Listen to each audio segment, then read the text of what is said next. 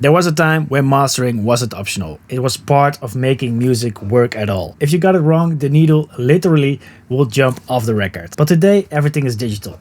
No physical limitations. And streaming platforms normalize your volume anyway. So, what is mastering actually doing now?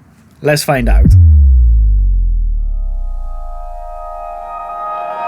Before I answer that question, let's go back in time and see what a mastering engineer actually did. Their job was to take the tape from the mix session and cut it into a lacquer disc. This lacquer is the master template used to create the metal stampers that press the vinyl, which are these things. And the mastering engineer was there to avoid problems before pressing to vinyl. For example, if your mix was too out of phase in the low end, the cutting stylus would move too violently and cut right through the wall of the groove. Or worse, the listener's needle would literally jump off the record. You needed a specialist to apply specific filters and the RIAA equalization just to make the medium work. And then we got these tapes and cassettes. And this introduced the battle against the hiss. You had to push the levels right to stay above the noise floor without distorting the magnetic tape. After that, we entered the digital era, where we got CDs and when the Loudness Wars started. Suddenly,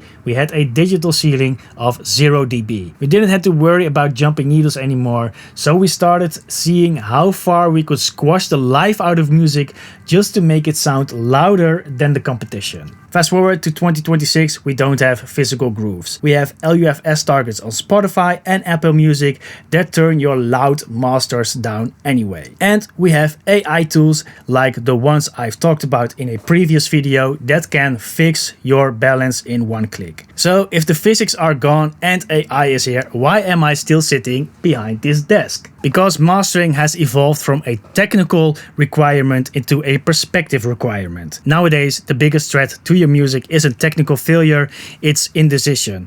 Let's say you've been mixing for 20 hours, it might be possible that your ears are lying to you and you start to lose the big picture. A mastering engineer looks at the song as a finished product rather than a collection of tracks.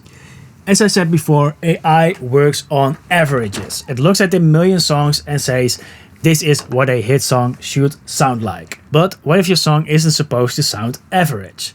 Nowadays, mastering is about intent. An AI doesn't know if you want your bridge to sound more vulnerable or more thin to make the last chorus hit harder. Or for example, it doesn't know that the harsh 3K in a vocal is an artistic choice to make it sound more aggressive. And that is something you can tell beforehand to a human mastering engineer. And a mastering engineer is also there for quality control. We check if there are things you missed because you were too close to the project. For example, if there's still a click, or if there are some phase issues with your sub bass, or if your vocals are 1 dB too quiet for this specific genre. We aren't there just to make things loud, we are there to make sure everything translates as it's supposed to. Whether if your track is played on a club system in Ibiza or on AirPods, mastering ensures if the emotion stays the same, even if the speakers change. So, is mastering still needed? If you just want your music to exist on the internet, maybe an AI pass is enough. But if you take yourself seriously and if you want your music to compete and connect,